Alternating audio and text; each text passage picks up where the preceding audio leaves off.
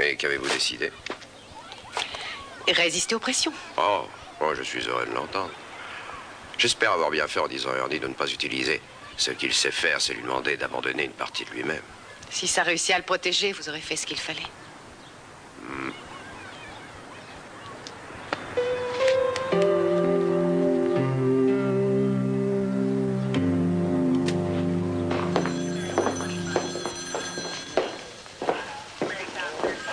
Capitaine, c'est une bonne nouvelle. On vient de nous annoncer qu'une Bentley a été volée la nuit dernière. Ils ont réussi le coup malgré le système d'alarme et 2 Doberman. Ils sont doués. Hein. Oui, mais c'est pas fini. Ils doivent emmener la voiture jusqu'à la douane.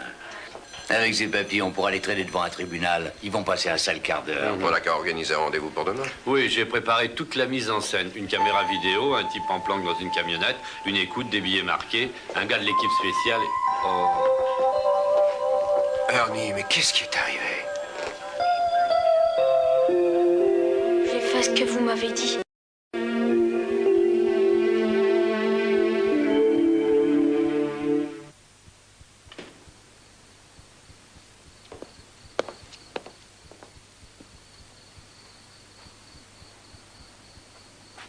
Ah, et voilà. Qu'est-ce que c'est? Bah, toi, t'as tes recettes ancestrales et moi, j'ai les miennes. Tiens, ça. Maintenant, appuie. C'est du faux filet, mais le traitement n'est pas remboursé.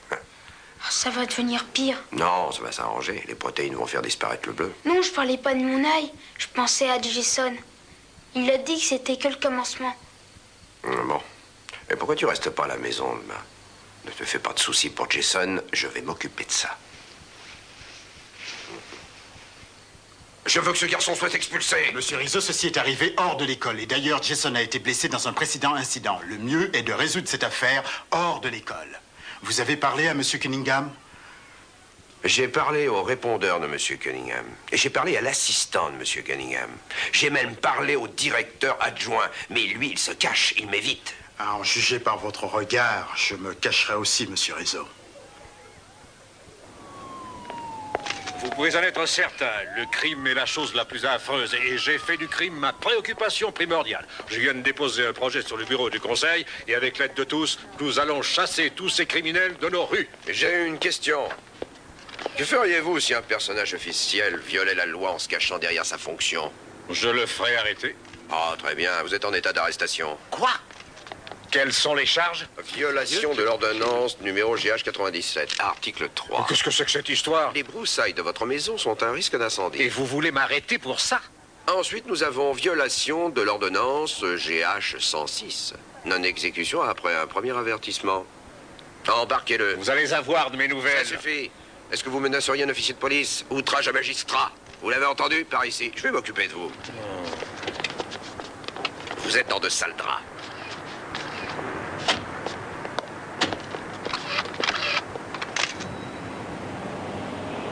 Rizzo, tout ce que vous faites ne sert à rien. Quelques broussailles dans un demi-hectare, ça n'est pas très sérieux. Oh, vous avez le droit de garder le silence, alors taisez-vous et maintenant, écoutez-moi. C'est la seule façon que j'ai trouvée pour attirer votre attention. Votre fils, Jason, a frappé Ernie.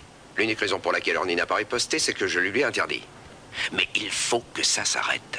Qu'avez-vous l'intention de faire au sujet de votre fils? Mon fils est bien élevé. C'est le vôtre qui est la cause de tout ce qui arrive. J'en ai marre de vos menaces, Cunningham. Je ne fais jamais de menaces en l'air. Je peux vous le certifier, monsieur Rizzo. Alors, comment ça s'est passé avec le père de Jason? Très bien. Je crois que nous nous sommes compris maintenant. Qu'est-ce que tu préfères, pomme ou raisin? Pomme. Peut-être que je devrais parler à Jason?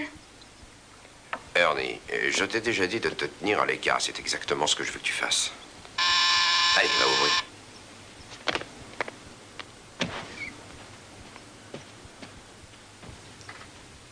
Ah, bonsoir. Salut, Ernie. Oh. Comment tu te sens? Ah, bien mieux. Ça va aller. J'en suis ravie.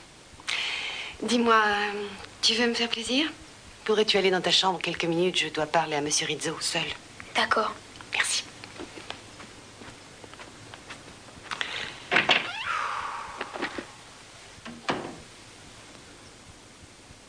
Ça valait vraiment le coup de le voir avec les menottes dans la voiture de police. Ça valait le coup. Ah, bien sûr, vous avez raison. Je sais que c'est sérieux. J'avais outrepassé un peu mon autorité, mais c'est la seule chose que j'avais trouvé à faire. En parlant d'autorité, Je peux calmer Mademoiselle Niedermeyer. Je peux aussi calmer son patron.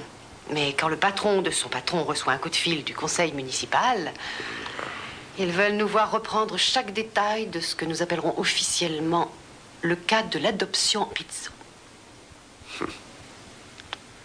Alors je le provoque et il me provoque à son tour. Ouais, ça n'aura pas de fin.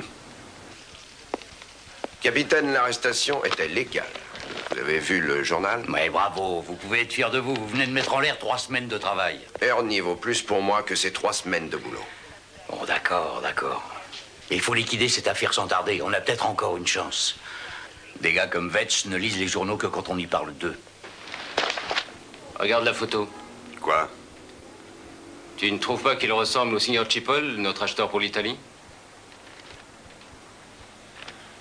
Le conseiller municipal Scott Cunningham a été arrêté devant la mairie par le sergent détective Jack Rizzo. Il faut se débarrasser de lui. Je connais tout. Mais on ne doit prendre aucun risque. Ah, au fait, ma belle-sœur qui vit à Toledo est italienne. Après avoir lu le journal, je lui ai téléphoné. Tu sais ce que Cipoll veut dire? Oignon.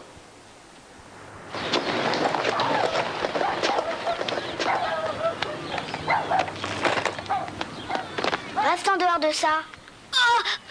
C'est Jason. Et alors, on rentre à la maison. Il reçoit la correction qu'il a méritée. Travis, on peut pas le laisser se faire tabasser. Personne ne mérite ça.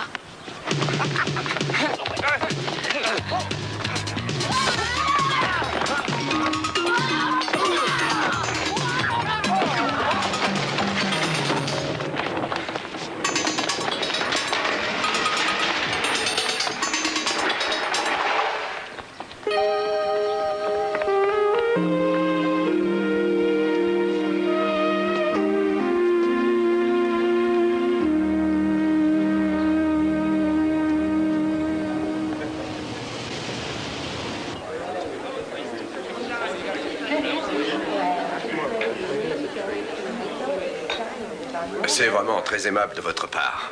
Enterrer la hache de guerre dans un endroit aussi sélect. Je n'ai jamais pu m'offrir ça avec mon salaire. Je ne me l'offrirai pas sur mon salaire non plus, sauf avec des pots de vin. Ah. Je plaisantais. Je suis désolé pour les monotes à la sortie de la mairie. Moi, je suis désolé à propos de nos interventions contre vous, Ernie. Qu'avez-vous découvert? J'ai appris que Ernie avait trouvé un vrai foyer près de vous. Et j'ai appris quelque chose d'autre. Être dans une situation gênante n'est pas si terrible si cela vous permet d'avoir un regard pour autre chose que le travail.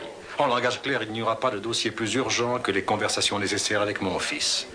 Ou bien que le nettoyage de mon jardin. Merci à vous, sergent.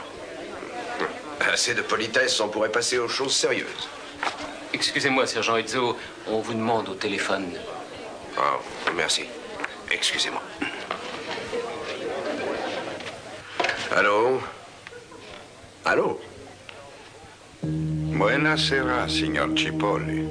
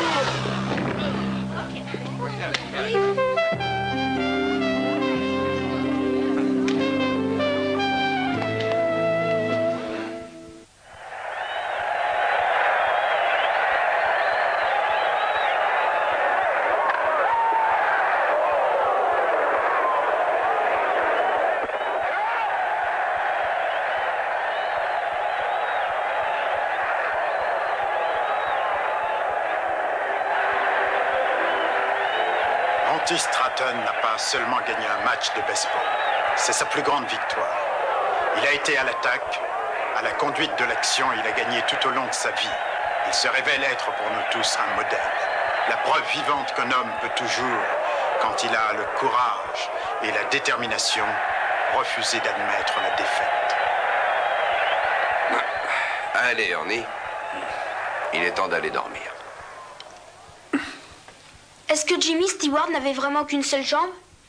Ou alors il faisait semblant? Oh, il faisait semblant.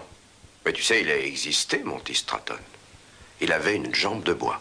Et il jouait dans l'équipe de ligue. Ça devait être dur pour lui. Ouais, c'était très dur. Comme tu viens de le voir. Mais tu sais, Ernie, il y avait des gens qui lui rendaient les choses encore plus difficiles. Comment?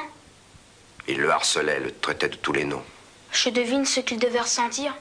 Mais Monty Stratton était trop fort et trop généreux pour se laisser atteindre. Tu vois, les injures, Ernie, ce ne sont que des mots. Tu comprends? Et si tu es fort et généreux, ce que les gens disent n'a aucune importance. D'accord? Oh, ça sera tout pour ce soir. Oh là là!